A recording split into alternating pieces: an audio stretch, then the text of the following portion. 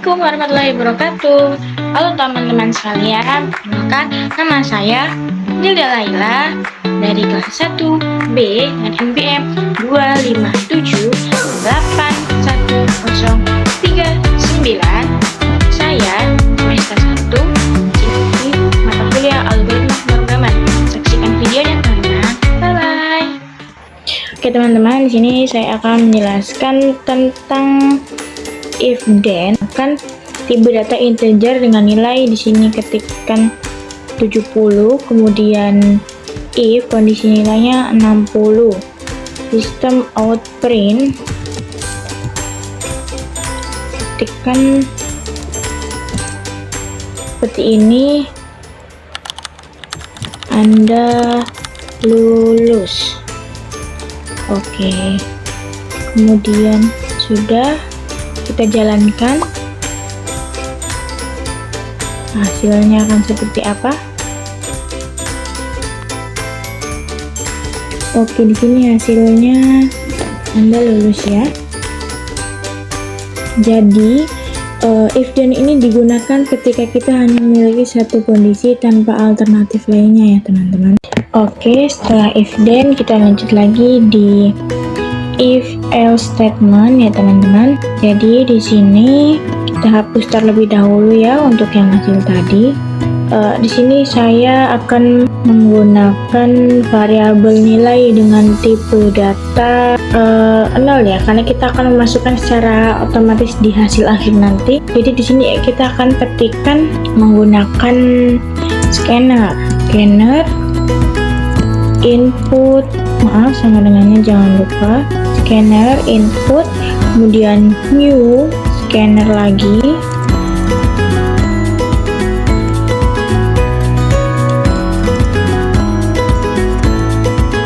tiknya, dan kita enter kembali, ketikkan system out print. Di sini ketikkan masukkan nilai Anda. Jadi nanti kita akan masukkan nilainya di sini teman-teman. Kemudian kita enter lagi integer nilai sama dengan input next in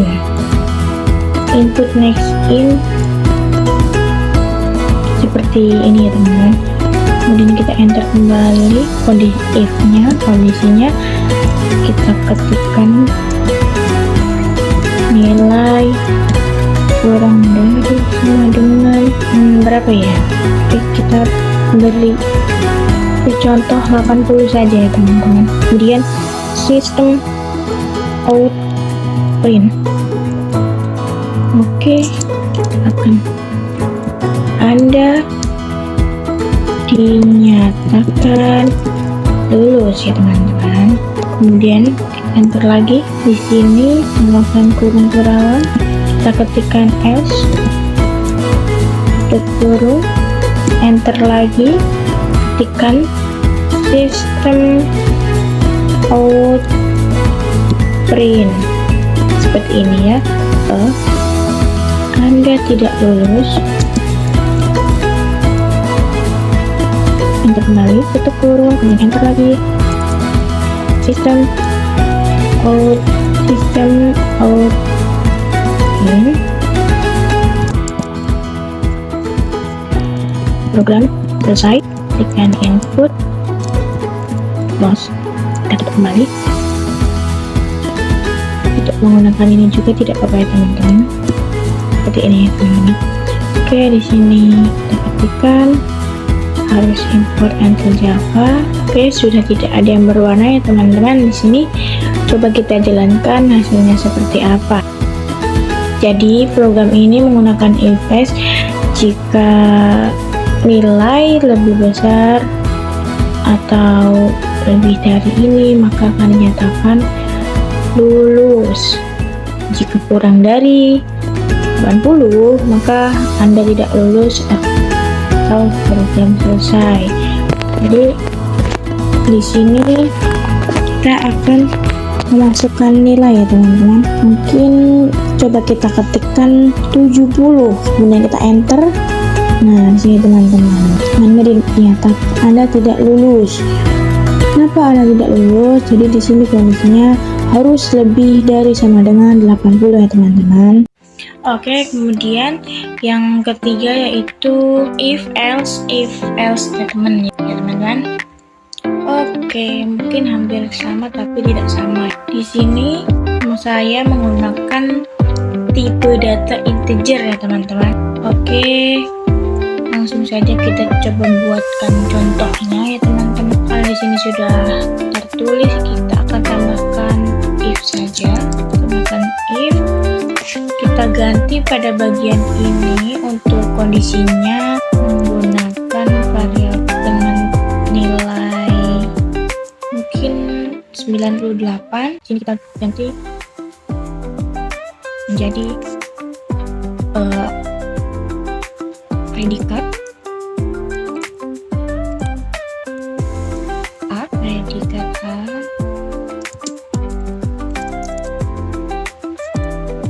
kemudian di sini ganti lagi predikat B, kita ketikkan lagi. Untuk di sini kita tambahkan nilainya ya teman-teman, kurang dari sama dengan 80. Oke, kemudian lagi else if 70, sistem out print lagi, ganti dengan C, kemudian ketik lagi else. Sudah ya teman-teman, seperti ini. Jadi kalau di samping sini yang ada nomornya teman-teman sudah tidak ada lampu merah ataupun yang lainnya, sudah bisa dijalankan dan mungkin tidak ada yang gagal. Coba kita running kan. Oke, jadi di sini kita akan memasukkan nilai ya teman-teman. Nah, nilai tersebut yang akan menentukan sebuah predikatnya ya teman-teman. Di sini kita masukkan di sini jika nilai saya 70, coba kita enter, maka predikat saya C ya teman-teman di sini. Jadi jadi else if statement digunakan ketika kita memiliki lebih dari dua kondisi dalam sebuah program ya teman-teman. Oke, dan untuk selanjutnya yang keempat yaitu nested if statement ya teman-teman. Oke, di sini saya akan menggunakan variabel dengan tipe data integer ya teman-teman. Program ini menggunakan nested if, yaitu kondisi if di dalam if. Jadi seperti ini ya teman-teman. Oke, saya ubah dulu ya yang ini ya teman-teman. Mungkin sama tapi tidak serupa. Oke, pada nilai ini di if ini kita ganti dengan 75. Di sini kita ganti udah dinyatakan lulus. Oke, kemudian untuk else-nya kita menggunakan if-nya saja 80. Ini kita ganti Anda dinyatakan terbaik. Kemudian di sini kita ganti lagi, kita hapus lagi, tekan else, kita ganti lagi nilai Anda cukup baik. Kemudian sepertinya ada yang salah, supaya rapih ya, kita rapihkan. Nah, di sini ikut saya, Anda tidak lulus. Oke, kemudian sudah selesai semua kode program yang akan kita jalankan, karena di sini tidak ada lampunya merah ataupun sebagainya. Oke, coba kita jalankan. Oke, jadi di sini kita akan memasukkan nilai seperti sebelumnya. Kita coba masukkan 85, maka hasilnya akan seperti apa ya? Coba kita. Oke, Anda dinyatakan lulus ataupun Anda dinyatakan terbaik, karena di sini lebih dari 75, lebih dari 80, karena 85 Oke, jadi kesimpulannya nested if statement digunakan ketika terdapat kondisi lanjutan di dalam suatu kondisi ya teman-teman. Oke, untuk yang selanjutnya yaitu swift case. Jadi di sini saya akan memasukkan ataupun menggunakan menu ya, kode menu untuk memilih menu gitu ya teman-teman.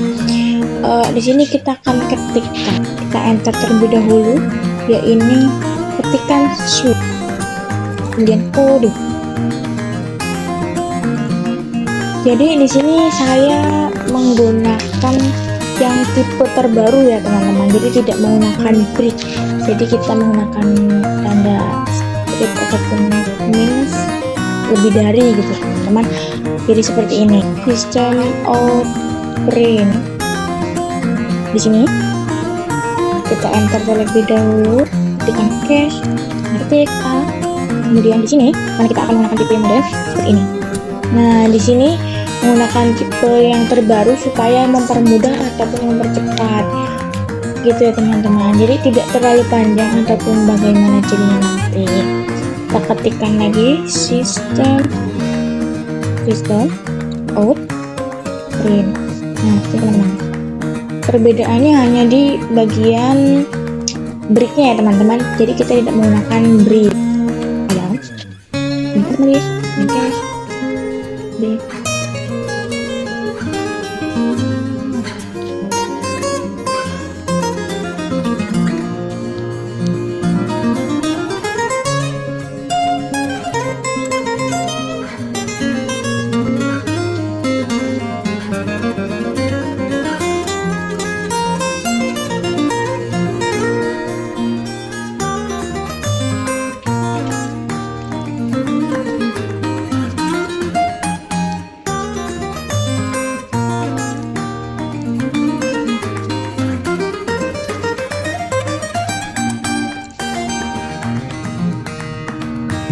Di sini kita tampilkan menu tidak tersedia.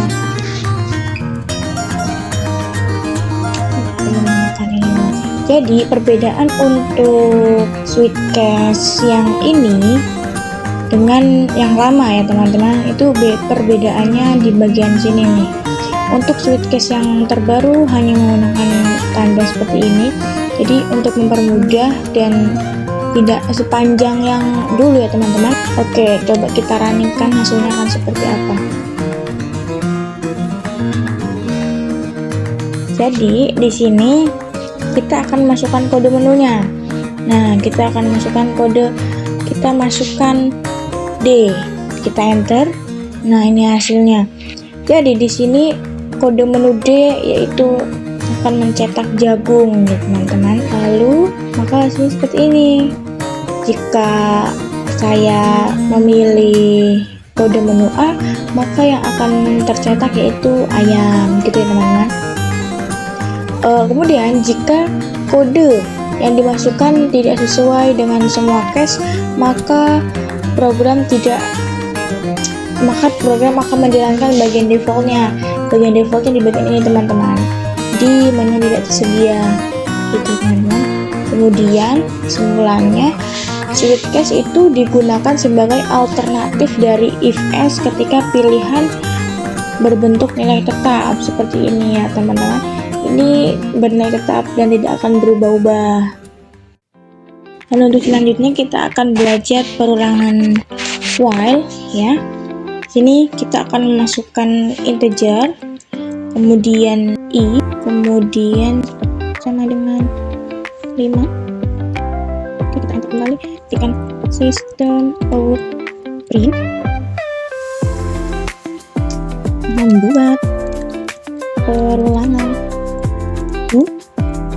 while. Oke, ini lalu ketikkan lagi enternya while dan kurang kurang dari 30. Contohnya kita menggunakan teman-teman, kemudian kita system out print, mengulang angka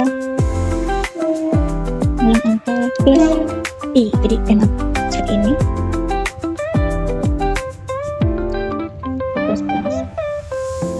seperti ini teman-teman hasilnya. Jadi perulangan duel akan dijalankan minimal 1 kali meskipun kondisinya bernilai salah ya. Oke, coba kita jalankan apakah benar atau tidaknya ya di sini. Nah, di sini sesuai ya teman-teman. Oke, selanjutnya ini yaitu perulangan duel ya teman-teman. Oke, kita ganti lagi di sini menggunakan seperti ini ya. Ini untuk mempercepat saja teman-teman. Ini kita ketikkan perulangan aja.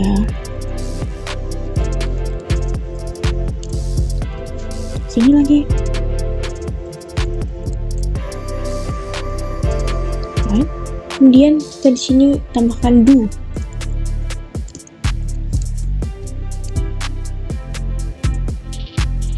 Jadi tidak ada. Nah, untuk while-nya bukan di sini tempatnya teman-teman. Nah, seperti ini. Ini untuk perulangan do while. Coba kita jalankan. Dan ini hasilnya mungkin hampir sama tapi tak serupa. Perulangan duel akan dijalankan minimal 1 kali meskipun kondisinya bernilai salah ya teman-teman. Oke teman-teman, untuk selanjutnya kita akan belajar perulangan for yang dimana menggunakan variabel i digunakan sebagai penghitung atau dimulainya. Oke, di sini kita akan ketikkan for integer i sama dengan 1. Jadi kita akan dimulai dari 1 ya teman-teman. Kemudian titik koma, kemudian i lagi 10. Oke, titik koma, i plus sistem out print belajar for seperti ini.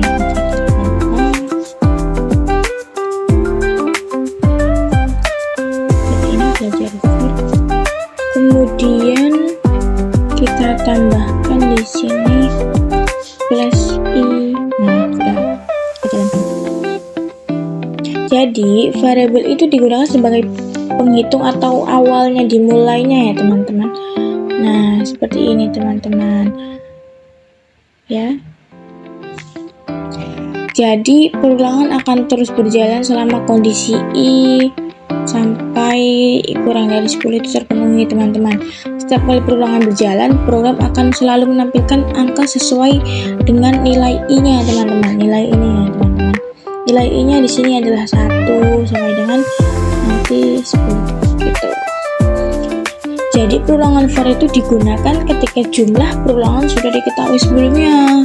Kalau tidak diketahui maka tidak bisa. Oke, untuk selanjutnya yaitu array 1 dimensi. Jadi kita hapus terlebih dahulu untuk bagian ini. Jadi di sini saya menggunakan tipe data integer yang bernilai array yang bertipe integer ya teman-teman, yang dimana bernilai 80, 18, 90 dan 95 ya teman-teman. Jadi kegunaannya yaitu menyimpan satu jenis data dalam satu daftar. Contohnya nilai siswa, daftar umur, dan daftar harga ya teman-teman. Jadi kita masukkan nilai, kemudian 80, dan selanjutnya seperti saya ketikkan ini.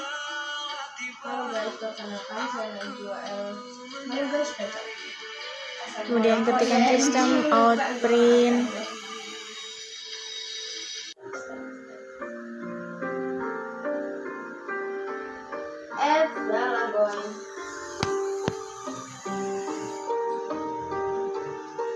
Cuma 14 menit gua. Oh ya Allah. Total ungger oke ya. Kemudian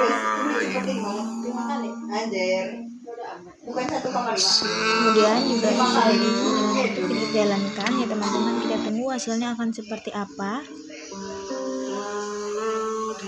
Jadi ini hasilnya menunjukkan hal ini teman-teman. Kemudian lanjutkan untuk yang kedua, kita hapus terlebih dahulu, yaitu ibaratkan seperti tabel ataupun baris dan kolom. Nah di sini saya menggunakan tipe data integer array di 2 dimensi dengan struktur datanya yaitu 1, 2, 3, 4, 5, dan 6. Jadi di sini menggunakan matriks, baris, dan kolom ya teman-teman. Matriks yang pertama itu 0, 0 sama ataupun diibaratkan seperti 1, kemudian matriks 1, 1 sama dengan itu 5 ya teman-teman. Jadi untuk kegunaannya tabel siswa ataupun tabel nilai siswa, papan catur, dan matriks matematika ya teman-teman. Selanjutnya kita lanjutkan part 5 dan 6 diketikkan kembali, dan jangan lupa kita menggunakan untuk mengeluarkan hasil ataupun outputnya ketikan sistem out print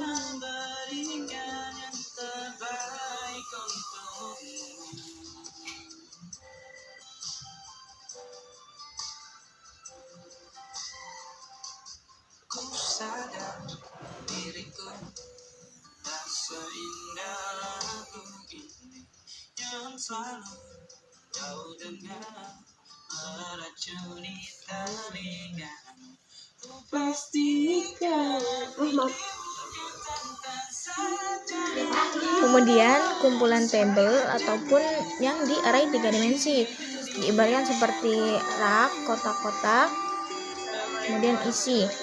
Jadi di sini saya menggunakan struktur data layer 0-nya yaitu 1, 2, 3, dan 4, masih menggunakan baris dan kolom. Kemudian layer 1-nya yaitu 5, 6, 7, dan 8. Jadi data, layer, baris, kemudian kolom.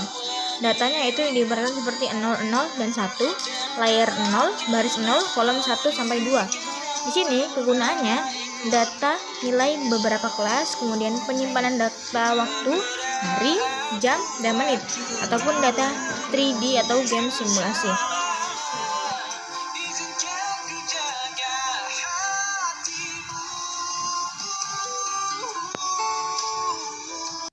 Jika sudah siap, kita coba running-kan, mau kita akan hasilnya seperti apa. Jadi hasilnya sesuai dengan apa yang kita buat programnya ya teman-teman. Terima kasih teman-teman, bye bye.